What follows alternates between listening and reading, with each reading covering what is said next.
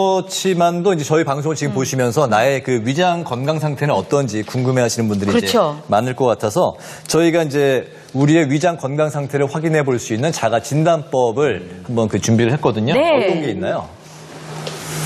자, 여러분들 몇 가지인지 한번 잘 꼽아보시기 바랍니다.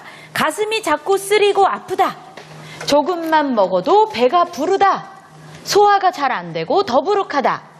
명치 주변이 찌릿찌릿하게 아프다. 명치에 타는 듯한 속쓰림이 있다. 아랫배에 가스가 차고 배가 볼록하다. 구역질이 자주 난다.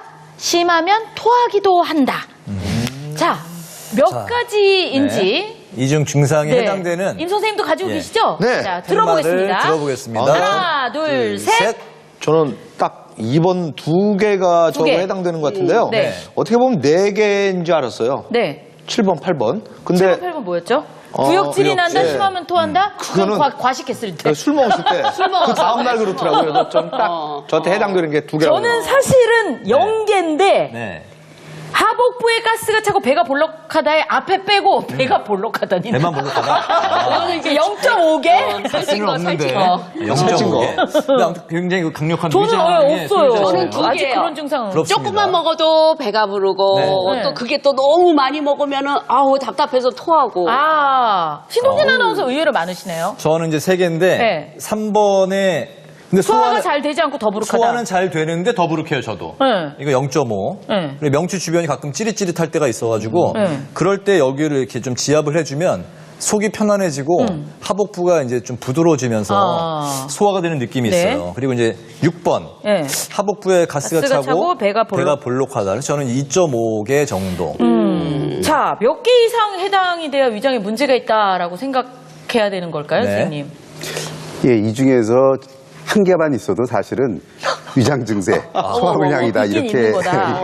말씀을 드릴 수가 있고요. 예. 이게 여러 가지 증상을 이제 그 소화불량을 두 군으로 나눠서 네. 이렇게 의학적으로 분류를 합니다. 그래서 이제 식사하고선 주로 이제 여기가 잘 안 내려가고 답답한 쪽, 지금 뭐 보시는 것처럼 뭐 이 조금만 먹어도 배가 부르고 더부룩하고 뭐 이렇게 뭐가 이렇게 가스가 차고 좀 넘어오고 이런 거는 사실 이제 식후에 이 불쾌감 증상으로 소화가 안 돼서 노는 그런 증상으로 보고 네. 또 다른 거는 이제 약간 통증을 위주로 하는 거죠. 아. 속이 쓰리거나 아니면 다른 통증이 오거나 이런 그런 통증 증후군 이게 두 가지로 나누는데 뭐 여하튼 간에 이런 증상이 적어도 뭐 한 생겨서 막 1개월 가까이 가고 뭐 한 반년 중, 1년 중에 뭐 한 여러 차례 이게 자꾸 증상이 온다 그러면은 그때는 이제 이거 내가 정말 만성 안 소화불량, 좋구나. 위장병이 좀 있지 않나 그렇게 생각을 하시는 게 맞을 것 같습니다. 저 같은 경우는 지금 상태가 지금 어떤 건가요? 어떻게 좀 해야 되나요? 그러니까 이게 이제 소화불량이라는 게 실제로는 위식도 역류 질환하고도 좀 중복이 되고요. 또 과민성 장증후군 이런 거랑도 이제 같이 중복돼서 오는 경우가 많습니다. 그 우리 신동진 아나운서는 아마도 이게 장 쪽에 주로 증상이 오는 걸로 보이고요. 그런 증상이 자꾸 반복되는 원인은 실제로는 이제 본인이 이제 위장 운동이 좀 떨어지거나 이런 게 아니고 그런 분들은 이제 내장 과민성이라고 그래서 같은 자극에 대해서도 우리가 머릿속에서 그거를 굉장히 불편하게 느끼는 거죠. 본인이 나 이게 굉장히 막 끄덕하고 소화는 된 것 같은데 계속 배가 부르다. 그건 사실은 머릿속에서 자꾸 그렇게 생각을 하는 거거든요. 그러니까 이제 뭘 하셔도 머리가. 네, 그러니까 뭐 명치를 문지르거나 뭐 아니면 뭐 딴 거를 이렇게 뭘 자꾸 하면은 그런 걸 하면서 이제 이렇게 약간 긴장이 이완되니까 그래서 이제 증상이 좀 좋아지는 거지. 그냥 뇌에 문제가 있는 건가요? 생각의 문제, 그렇게 마음의 그 문제. 뇌라고 말씀드리기 좀 어렵지만 다른 분보다는 이런 이제 장 과민한 거를 머릿속에서 그렇게 느낀다. 그렇게 보셔야 될 것 같습니다. 저도 역시 마음을 좀 편안하게 먹는 네. 게 좋겠군요. 예, 그렇습니다. 알겠습니다. 네. 근데 뭐 앞서 소화제 잘 골라 먹는 법을 좀 알려드리기 때문에 저희가 시작할 때 말씀을 드렸는데 네. 사실 우리나라에서 제일 많이 이제 먹는 약이 1위가 진통제고요. 네. 2위가 소화제잖아요. 소화제죠. 예. 네. 근데 소화제 종류가 또 너무 많아서 참 헷갈릴 때가 이제 많이 있습니다. 오늘 이제 아까 말씀하신 그 처방에 따라서 또 이제 먹어야 되는 소화제도 있다는 것도 이제 알게 됐는데 마시는 소화제 뭐 또 젤 타입 또 알약. 맞아요. 홍여진 씨는 어떤 타입의 저는 뭐 소화제 그 드시나요? 유명한 가스 땡땡 그거 하나만 먹으면 쑥 내려가지 않을까요? 우리가 평소에 소비자들이 그 찾고 있는 그 소화제 그 제대로 좀 알고 먹는 게 맞나요? 어떻습니까? 네, 이제 소화제가 상당히 흔한 약인데요. 증상에 알맞게 골라서 드시는 분들이 의외로 많지가 않습니다. 이 소화제라는 것은 크게 보면 위장약의 한 종류인데요. 어떠한 기능을 하느냐에 따라서 종류가 조금 나누어집니다. 일단 뭐 소화 효소제가 들어있으면 많은 양의 음식물을 빨리 분해를 하는 그런 소화제고요. 또 두 번째는 위장이 운동이 잘 안 될 때 운동을 시켜주는 약. 그다음에 위산이 이제 너무 많이 나올 때 안 나오게 한다든지 중화를 시켜주는 약, 그리고 이제 아플 때 진통이나 진경작용을 하는 약으로 다양한 종류의 소화제가 있습니다. 네. 저 그 정도로 많은지 몰랐어요. 그냥 네. 저기 홍여진 선배님 말씀하신 대로 광고에서 봤던 거 생각나는 대로 맞아, 그냥 그거만 그거 이렇게 하나 먹고 주세요. 버리자. 그러고 보통 뭐 다 그렇게 먹잖아요. 네, 그리고 소화제 솔직히 처방받으러 병원을 먼저 가지는 않잖아요. 주로. 약국 그냥 가죠. 약국 가서 선생님하고 얘기해서 맞아. 그냥 네. 야 종류가 그렇게 많았군요. 자 그러면 네. 자 드디어 본격적으로 이럴 때 이런 위장약을 먹어야 된다. 이런 네. 소화제를 먹어야 된다. 좀 네. 알아보도록 하겠습니다. 알아보겠습니다. 속이 쓰리거나 신물이 올라올 때는 젤 타입의 위산 중화제가 좋다. 네. 이건 뭐죠? 네, 이제 쓰린 느낌이 나는 건 위장 점막이 손상됐거나 위산이 과도한 경우거든요. 자, 이럴 땐 이렇게 짜먹는 젤 타입의 위산 중화제로 점막을 보호하면서 위산을 중화시켜 주시는 게 좋습니다. 그런데 이제 이런 타입의 약들을 집에 막 쌓아두시고 의사나 약사 상담 없이 임의로 막 장기로 오랫동안 드시는 분들이 계시는데요. 이럴 경우에는 오히려 위산이 부족해져서 유해균에 대한 살균 능력이 떨어질 수가 있습니다. 이렇게 되면은 장 전반적으로 건강이 나빠질 수가 있어요. 그리고 이제 이런 젤 타입의 약들 뒤에 성분을 보시면 알루미늄이라고 들어있는데요. 그거 안 좋은 거 아닌가요? 네, 이 알루미늄 이제 성분은 축적이 좀 되는 성분이기 때문에 이거를 장기간 오랫동안 너무나 과도한 용량을 드시면 몸속에 쌓여서 치매를 일으킬 수 있다는 보고도 있기 때문에 주의가 필요합니다. 야, 위장약 잘못 복용을 하면은 치매의 한 원인을 촉발시킬 수도. 근데 그거를 잘못 먹고 계속 지속적으로 먹었을 지속적으로 경우에 장기간 했을 때. 아니 근데 선생님 동 교수님 제가 어디서 듣기로는 이거 꼭 약 말고도 뭔가 다른 걸로 좀 도움을 받을 수 있다 이렇게 속쓰림이 있을 때 그런 얘기를 들었거든요. 네. 그렇죠. 약 말고도 우리가 이제 주변에 뭐 여러 가지 음식이나 이런 걸로 조절할 수도 있을 것 같은데 그 요리니까 네. 우리 임성근 셰프 선생님이 네. 아마 아시지 않을까요? 이것도 역시 개인 네. 취향이에요. 네. 왜냐하면 저 같은 경우는요. 네. 약간 달달한 죽이 좋아요. 달달한 죽, 예, 그러니까- 호박죽. 호박죽도 좋고요. 네. 뭐 팥죽이라든지 달달한 죽. 네. 아니면 뭐 그냥 쌀을 갖다가 찹쌀죽 끓이면 같은 거, 그쵸? 그렇죠. 미음. 그러면 그런 죽들이 정말 저는 좀 다스려지죠. 속을 편안하게 정말 하는데. 편안한 것 같아요. 네, 좀 달달한 따뜻한 죽 얘기를 해주셨거든요. 네. 그렇죠. 이제 우리가 속이 탈이 났을 때는 일단은 이제 뭐 반찬이나 자극적인 음식은 피하고 부드럽게 이제 죽 같은 걸 해서 속을 다스리는 게 굉장히 좋은 방법입니다. 근데 이제 그런 거 말고도 우리가 막 신물이 넘어오거나 막 속이 쓰리거나 이게 속 갑자기 막 안 좋다. 네. 그럴 때 이제 응급 처치로 집에서 할 수 있는 거 뭐가 있을까요? 뭐가 있을까? 이거를 권해드립니다. 껌이잖아요. 껌 아니에요? 껌? 야, 껌은 지금 제 주머니에도 있는데요. 그 껌이 도움이 되나요? 예, 그게 이제 우리가 요즘 역류성 식도염이 많잖아요. 네. 그래서 위산이 이제 식도로 올라오면서 막 가슴도 쓰리고 신물도 나고 막 아픈데 이 껌을 씹으면은 이 침샘을 자극해서 타액이 많이 분비됩니다. 그래서 타액의 성분이 이게 알카리성이기 때문에 넘어온 위산을 알카리가 중화해가지고 증상을 빨리 가라앉힐 수 있고요.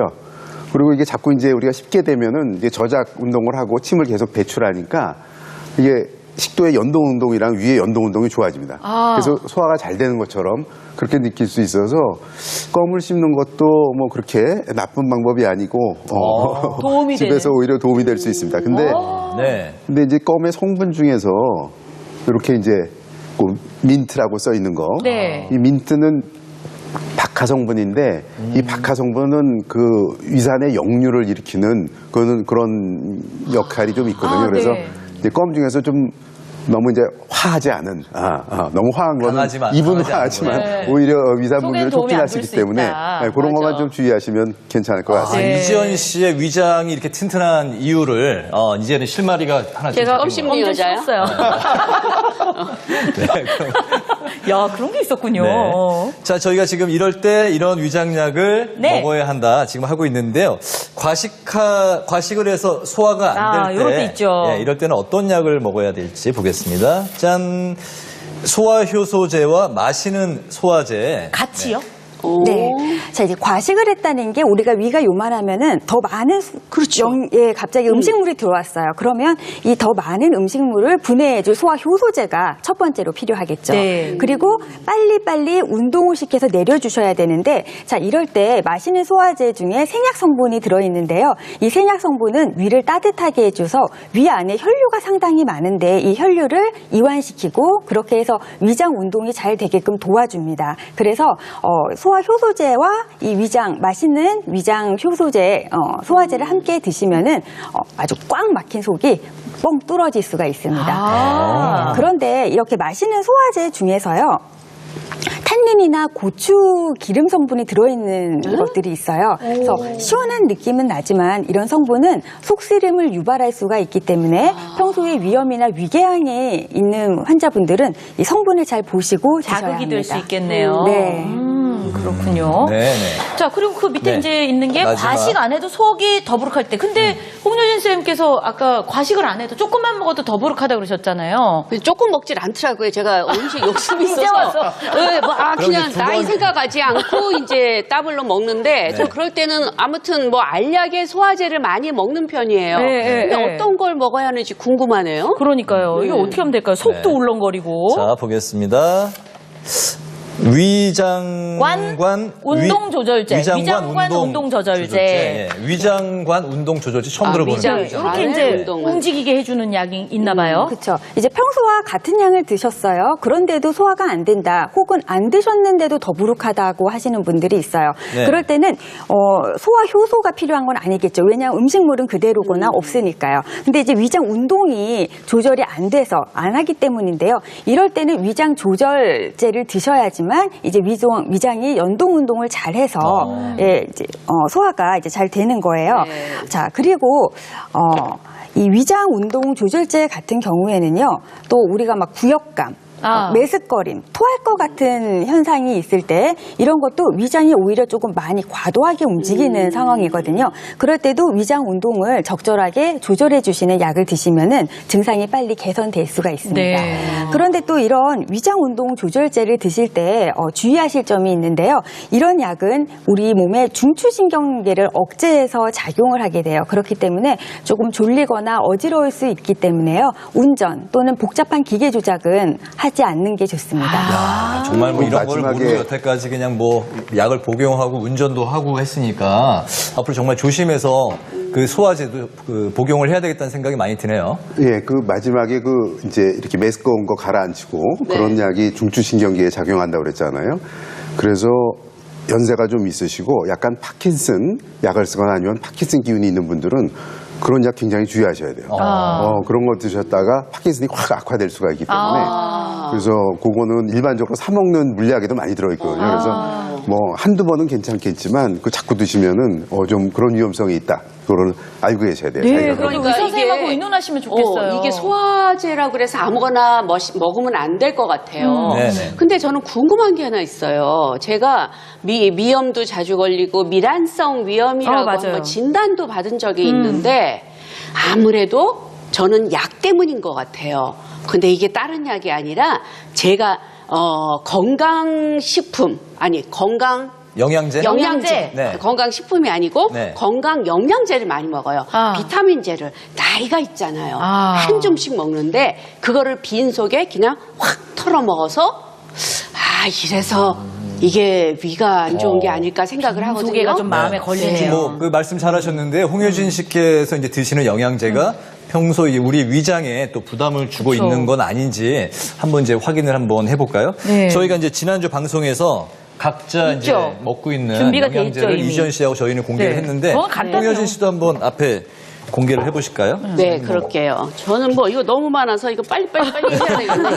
싹해버려요, 거의. 아이고. 그걸 다 드시는 거예요? 아유, 이거 지금 한 2개 뺐어요.